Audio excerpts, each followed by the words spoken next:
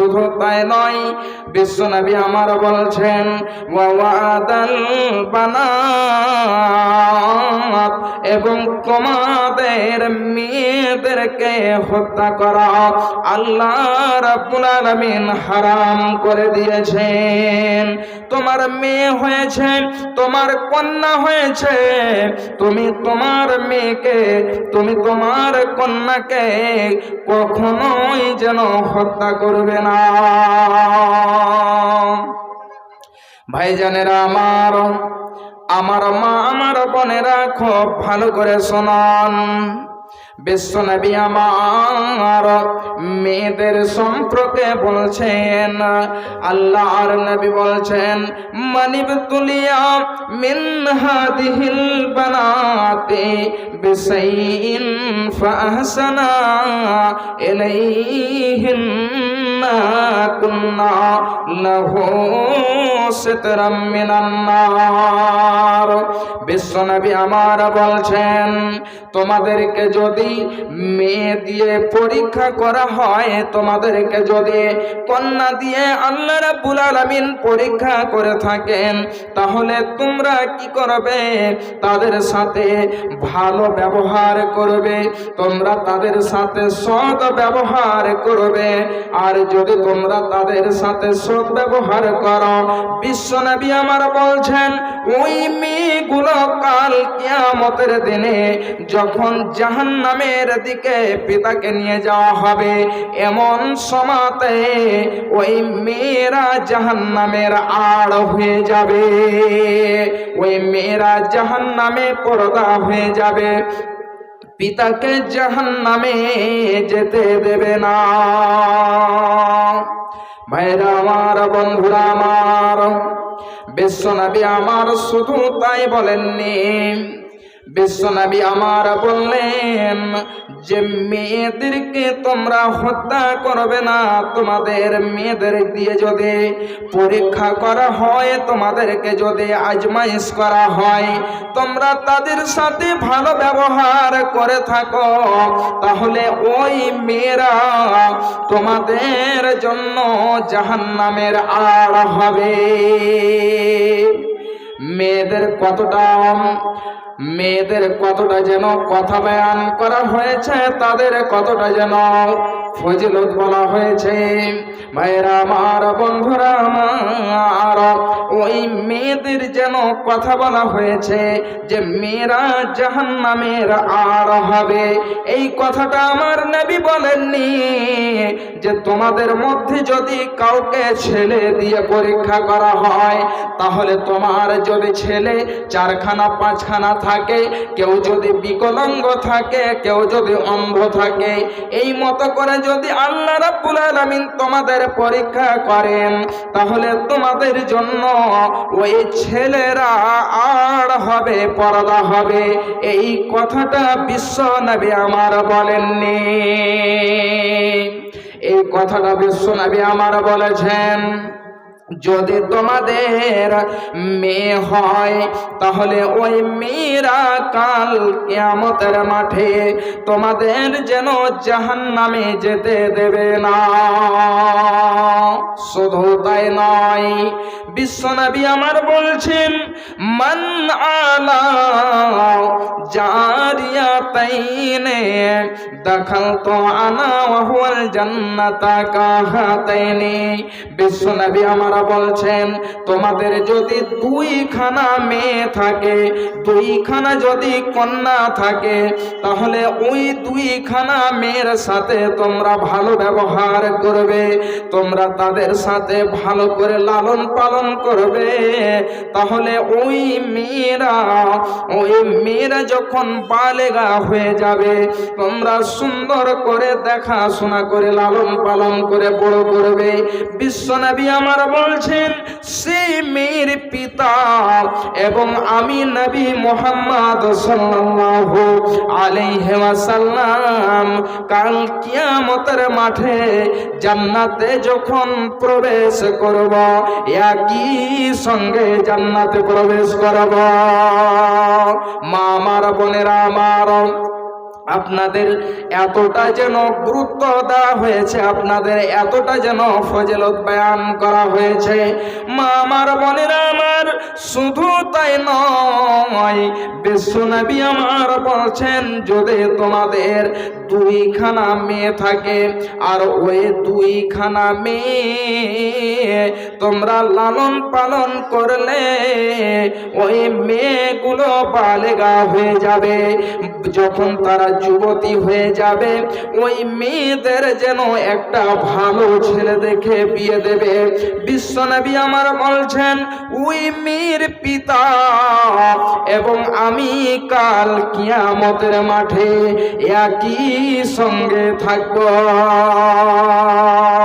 ভাই আমার, বন্ধু আমার, তাহলে মা বোনদের এতটা যেন গুরুত্ব দেওয়া হয়েছে, মা বোনদের এতটা যেন যে কথা বলা হয়েছে, জামানায়ে জাহিলিয়াতে মেয়েদের বেঁচে থাকার কোনো অধিকার ছিল না। মা যখন ছেলেকে জন্ম দেয়, মা যখন ছেলেকে ভূমিষ্ঠ করে, পেটে যখন থাকে সেই ছেলে, এত মায়ের জ্বালা যন্ত্রণা বিষ বেদনা এমন যেন সহ্য করতে হয়। মা আমার যেন ওই মেয়েদেরকে লালন পালন করেছে, ওই মেয়েদের দেখাশোনা করেছে। মাগ তোমার মতো লয় না কেহ, আমায় বুকে টানি, আঁচল দিয়ে মুছে না কেহ আমার চোখের পানি। হয়েছে?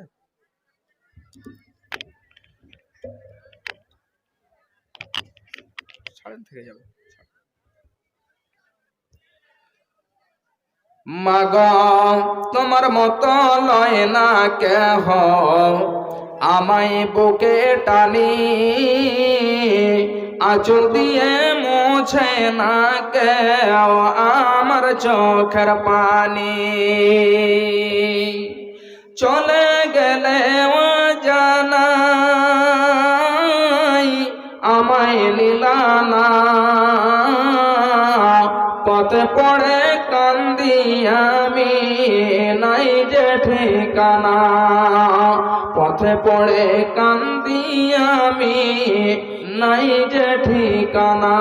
মাগ তোমার মতো লয় না কেহ, আমায় বুকে টানি, আঁচল দিয়ে মুছে না কেহ আমার চোখের পানি। অনাদারে কাটে মাগ আমার এই জীবন, ভাগ্য দোষে রইল বাবা দূরেতে এখন। অনাদারে কাটে মাগ আমার এই জীবন, ভাগ্য দোষে রইল বাবা দূরেতে এখন। তুমিও নাই, পিতাও নাই, দুঃখী আমি মনি, হায়রে মা জননী। মাগ তোমার মতো লয় না কেহ, আমায় বুকে টানি, আঁচল দিয়ে মুছে না কেহ আমার চোখের পানি, আঁচল দিয়ে মুছে না কেহ আমার চোখের পানি।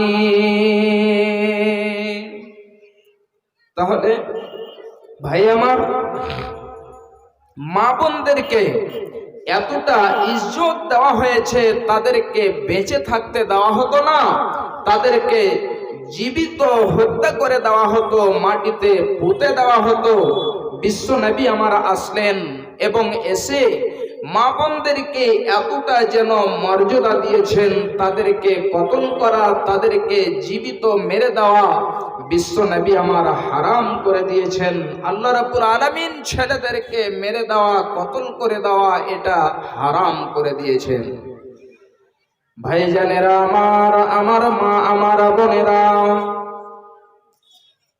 এবারে যখন মেয়েরা যুবতী হয়ে যাবে, এমন সময়তে মেয়েদের বিয়ের প্রয়োজন রয়েছে, মেয়েদের বিয়ে দিতে হবে।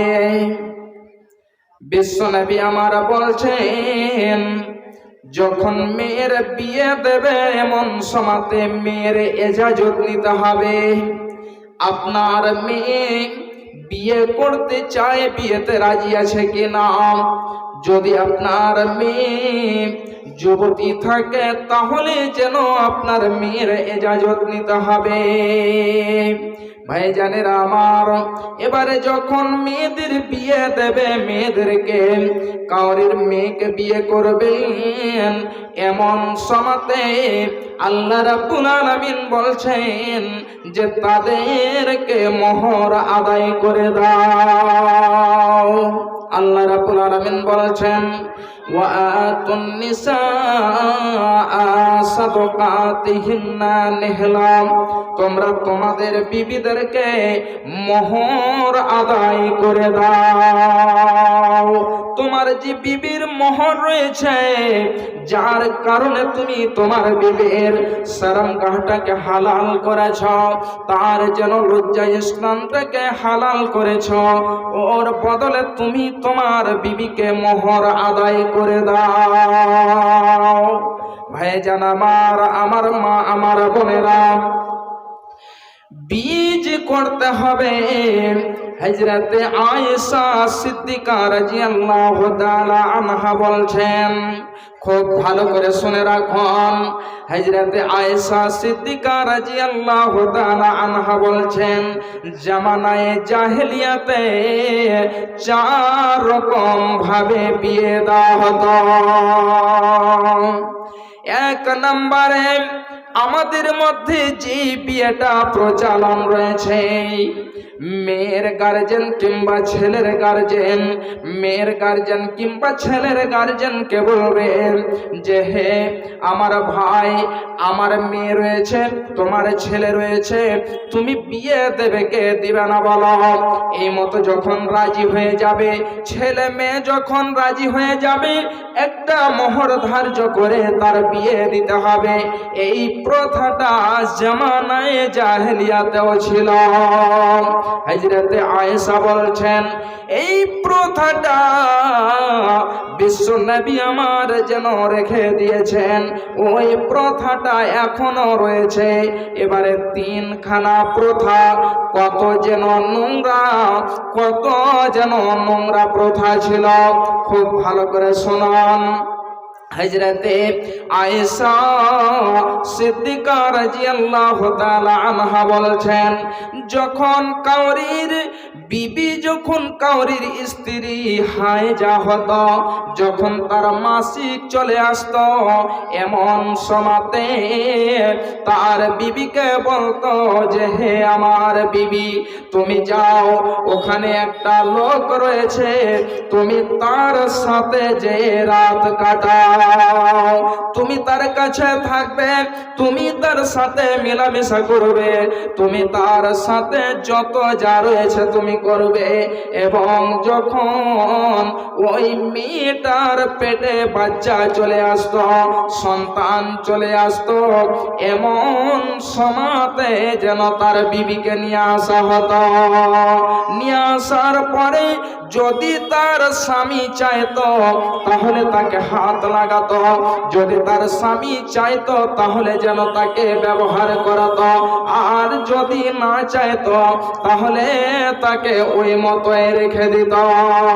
তারা এটা মনে করত, যদি ওই লোকটার সাথে মিলামেশা করে হামেলা হয়ে যায়, গর্ভবতী হয়ে যায়, তাহলে যেন সেই ছেলেটি ভালো হবে, সৎ সন্তান হবে। ভাইজানেরা আমার বাপ জানেরা, আমার মা জননীরা, একটু বলুন তো, একজনের বিবি রয়েছে, তার বিবিকে যদি বলা হয় যে তুমি ওখানে যাও এবং যে সে লোকটির সাথে মেলামেশা করো, তার সাথে তুমি ওঠা বসা করো, তার সাথে তুমি জেমা করো, তাহলে সে মা কি যাবে? ওই মা ওই বোন যেন কোনো মতে রাজি হবে না। একজনের বিয়ের যেন রয়েছে, একজনের নিকাহে রয়েছে, তাহলে ওই বিবিটা অন্য কাউরের কাছে কেন যাবে? ভাইজানেরা আমার, এটা একটা প্রথা ছিল। দ্বিতীয় নাম্বার প্রথা ছিল, যখন কাউরির মেয়ে যুবতী হতো, ওই যুবতী মেয়ের কাছে 1 থেকে নিয়ে 9 খানা পর্যন্ত লোক আসতো এবং 9 খানা লোক তার সাথে মেলামেশা করত, তার সাথে জেমা করত। ওই মেয়েটা যখন গর্ভবতী হয়ে যেত, হামেলা হয়ে যেত, এবারে যখন বাচ্চা জন্ম হতো, এক এক এক এক করে প্রত্যেকটি লোককে, প্রত্যেকটি ছেলেকে ডাক দেওয়া হতো। ডাকার পরে ওই যেন লোকটিকে, ওই মেয়েটা বাচ্চাটা যাকে চাইতো, ওই বাচ্চাটা যেন 9 জনের মধ্যে একজনকে দিয়ে দিত, যে এই যে নাও, এটা হলো তোমার বাচ্চা, এটা হলো তোমার ছেলে। ভাইজান আমার, সেই দিন থেকে ওই মেয়েটা তার বিবি হয়ে যেত। একবার চিন্তা করুন তো দেখি, একটা মেয়ের সাথে 1 নয় 2 নয় 9 জন এসে মিলামিশা করবে, 9 জন এসে তার সাথে জেমা করবে, জেনা করবে, এবং একজনকে যেন সেই ছেলেটি দিয়ে দেওয়া হবে, এবং সেই দিন থেকে একজনের বিবি হয়ে যাবে। এটা কেমন করে সহ্য হতে পারে? কোনো ভাই, কোনো বাবা জান এটা কি সহ্য করতে পারবেন? একটা মেয়ের সাথে 1 নয় 2 নয় 9 জন ছেলে মিলে, 9 জন লোক মিলে তাকে ধর্ষণ করেছে, তার সাথে জেনা করেছে, তার সাথে ব্যভিচার করেছে, তাহলে একজন কেমন করে যেন নিতে পারে? কোনো ভাই, কোনো বাপজান আমার রাজি হবে না। কিন্তু সে জামানায় জাহেলিয়াতে ওই মেয়েদের কোনো ইজ্জত সম্মান ছিল না। ছাগলের মতো ব্যবহার করা হতো, তাদের সাথে গাভীর মতো ব্যবহার করা হতো, তাদের সাথে মহিষের জন্তুর মতো ব্যবহার করা হতো, তাদের কোনো যেন ইজ্জত সম্মান দেওয়া হতো না। ভাইজান আমার, এবারে 3 নম্বরে তাদের মধ্যে যেটা পদ প্রথা, কুপ্রথা ছিল, সেই প্রথাটি হলো, যখন কাউরির বাড়িতে মেয়ে যুবতী হয়ে যাবে, ওই মেয়েটি যখন যুবতী হয়ে যাবে, সেই মেয়েটির বাড়িতে একটা পতাকা লাগিয়ে দেওয়া হবে, একটা পতাকা লাগিয়ে দেওয়া হবে, একটা ঝান্ডা লাগিয়ে দেওয়া হবে, যাতে মানুষেরা দেখে বুঝতে পেরে নাই যে এর বাড়িতে যুবতী মেয়ে রয়েছে। যেমন ধরুন বেশ্যাখানা, যেমন ধরুন বেশ্যালয় রয়েছে, ওই যেন বেশ্যাদের মতো তার কাছে যে আসতো, ওই যেন তার সাথে মেলামেশা করতো, ওই মেয়েটা কাউকে বাধা দিত না। যতজন তার কাছে চাইতো, যখন পতাকা লাগিয়ে দেওয়া হতো, ঝান্ডা লাগিয়ে দেওয়া হতো, সবাই জানতো যে এই বাড়িতে যুবতী মেয়ে রয়েছে, এবং সবাই এসে তার সাথে মেলামেশা করত। ওই মেয়েটি কাউকে বাধা দিত না। যখন মেয়েটি হামেলা হয়ে যেত, হামেলা হয়ে যাওয়ার পরে, সময় হয়ে যাওয়ার পরে বাচ্চা জন্মগ্রহণ করত, বাচ্চা হতো, এবারে সবাকে যেন ডাক দেওয়া হতো। 1 থেকে নিয়ে 100, 200, 300 জন, যতজন তার সাথে মেলামেশা করেছে সবাকে ডাক দেওয়া হতো। সবাকে ডাক দিয়ে একটা কায়াফাস আনাসকে ডাক দেওয়া হতো। যারা হাত দেখে, চেহারা দেখে, পা দেখে বলে দিতে পারবে যে এটা হলো ওই ব্যক্তির ছেলে, এটা হলো ওর সন্তান, এটা দেখে তারা বলে দিতে পারবে। 1, 2, 300 জন যতজন তার সাথে মেলামেশা করেছে প্রত্যেককে সেখানে আসতে হতো। কেউ যদি চায় তো আমি যাব না, তাহলে তার ক্ষমতা হতো না যে সেখানে উপস্থিত হবে না। তাকে যতই যেই করে হোক তাকে সেখানে হাজির হতে হবে। এবং 100, 200 জনের মধ্যে একজনকে যেন ছেলেটি দিয়ে দেওয়া হতো এবং বলা হতো যে এটা হলো তোমার ছেলে, আর আজকে থেকে যেন এটা হলো তোমার বিবি। আপনার নাম ভাই? বাড়ি পুয়ার, নাম সেতাবুদ্দিন, বাড়ি পুয়ার। 500 টাকা দিয়েছে, মাশাআল্লাহ। মেয়ে অসুখ। তো ভাইজান আমার, এমনি করে একটা যেন ছেলে 100, 200 জন তার সাথে মেলামেশা করেছে, সেই মেয়েটাকে কেমন করে একটা ছেলে নিয়ে থাকতে পারে? তাদের ইজ্জতকে নিয়ে ছিনিমিনি খেলা হতো, ছাগল মহিষের মতো তাদের সাথে ব্যবহার করা হতো। তাদের ইজ্জত ছিল না, কোনো সম্মান ছিল না, কোনো মান ছিল না। ভাইজান আমার, আমার মা, আমার বোনেরা, আপনাদেরকে এই ইসলাম যেন এতটা মর্যাদা দিয়েছে, এতটা সম্মান দিয়েছে। ভাইজানেরা আমার, এবারে যে প্রথম নিয়ম নীতিটা বলেছিলাম, প্রথম যেটা প্রথা বলেছিলাম, বিশ্বনবী আমার সেই প্রথাটাকে রেখে দিয়েছেন। ভাইজানেরা আমার, আমার মা, আমার বোনেরা, খুব ভালো করে শুনুন। যখন আপনি বিয়ে করবেন, আপনার বিবির দেখাশোনা, আপনার বিবির নান নাফকা, আপনাকে কাপড় দিতে হবে, আপনার বিবিকে খেতে দিতে হবে, থাকার ব্যবস্থা করে দিতে হবে, সমস্ত কিছুরির ব্যবস্থা আপনাকে করে দিতে হবে। হাজ্জাতুল ওয়াদায় বিশ্বনবী আমার 1,24,000 প্রায় সাহাবায়ে কেরাম ছিলেন। এমন সমাতে বিশ্বনবী আমার খুতবা দিচ্ছিলেন, বক্তব্য দিচ্ছিলেন। নবীজি আমার একখানা বিষয়ে বক্তব্য দিচ্ছেন। সাহাবায়ে কেরাম প্রত্যেকটি বিষয়ে বক্তব্য শুনে নবীজি আমার যে বিষয়গুলোতে বক্তব্য দিচ্ছিলেন, সাহাবায়ে কেরাম যেন দেখে এটা বুঝতে পারলেন যে নবীজি আমার কোনো একখানা বিষয়ে যেন ছেড়ে দেননি। প্রত্যেকটি বিষয়ে নবীজি আমার বলেছেন। মনে হয় নবীজি আমার আর যেন আসতে পারবেন না, মনে হয় নবীজি আমার আর এই হজে আসতে পারবেন না, এটাই মনে হয় নবীজির শেষ হজ।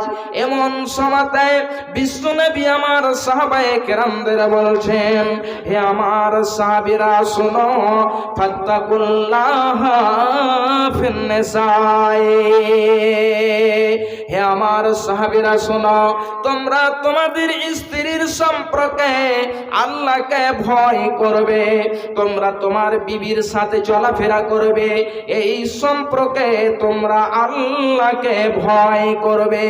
এই জন্য ফাইন্নাকুম আখাযতুমুহুন্না বিআমানিল্লাহি, এই জন্য তোমার বিবিদেরকে তোমরা নিয়েছো আল্লাহর আমানের দ্বারাই। ওয়াস্তাহালালতুম ফুরুজাহুন্না বিকালিমাতিল্লাহি, এবং তোমার বিবির শরমগাহকে আল্লাহর কালেমা দ্বারা হালাল করেছো। তাহলে বিবিদের সাথে আপনি যখন চলাফেরা করবেন, তাদেরকে যেন ভালোভাবে চলাফেরা করতে হবে, তাদেরকে মার দিতে হবে না, তাদেরকে কোনো কথা অন্যায়ভাবে বলে দিতে হবে না। ভাইজান আমার, এই ইসলাম যেন এতটা সম্মান দিয়েছে মাদেরকে, বোনদেরকে, আর এই ইসলাম কোরআন হাদিসের শিক্ষা অর্জন করা হয় এই মাদ্রাসাতে। তাহলে আজকে এই সভাটি করা হয়েছে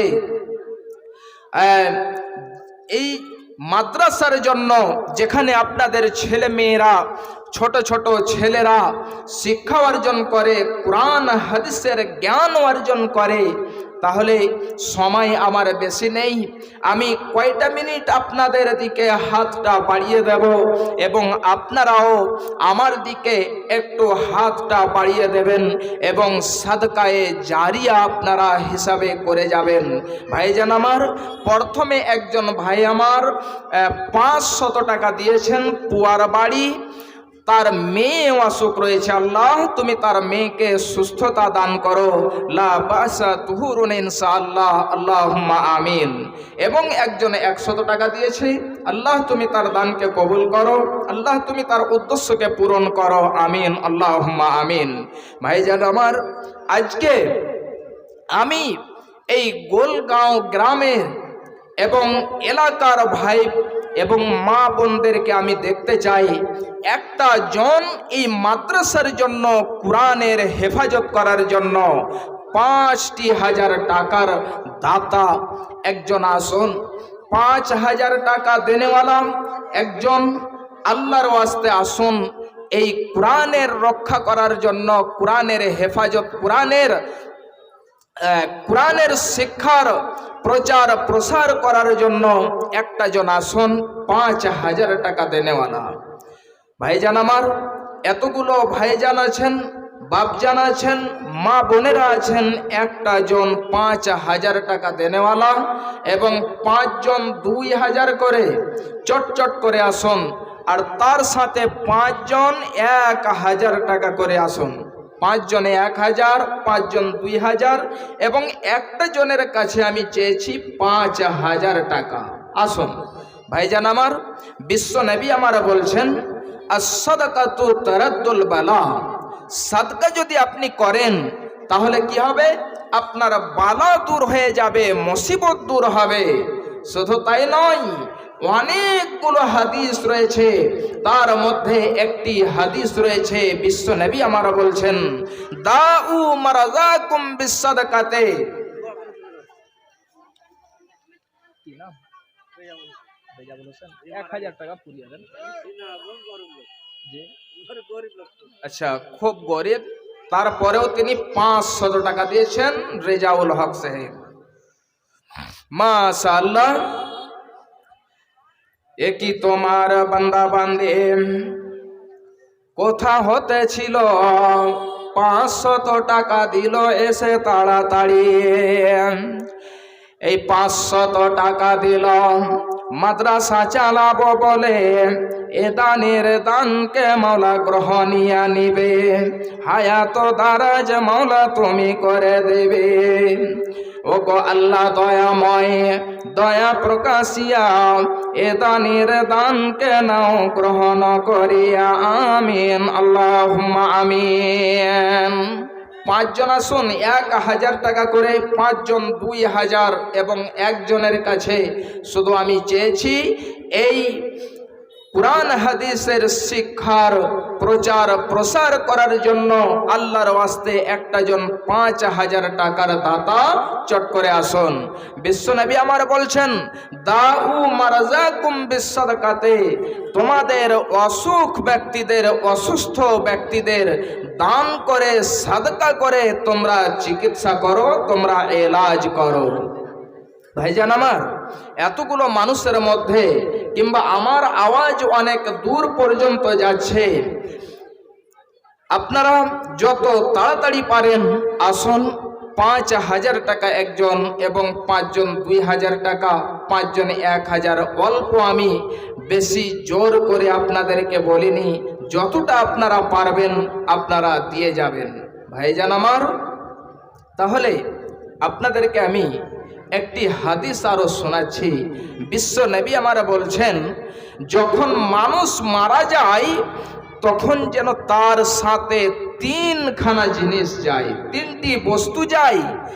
তিনটি জিনিসের মধ্যে এক নাম্বার তার সাথে তার আহাল যায়, দ্বিতীয় নাম্বার তার সাথে তার মাল যায়, তিন নাম্বার তার সাথে তার আমল যায়। নবীজি আমার বলছেন যে তার সাথে যে তিনখানা জিনিস যায়, দুইটি জিনিস ফেরত চলে আসে এবং একখানা জিনিস তার সাথে থেকে যায়।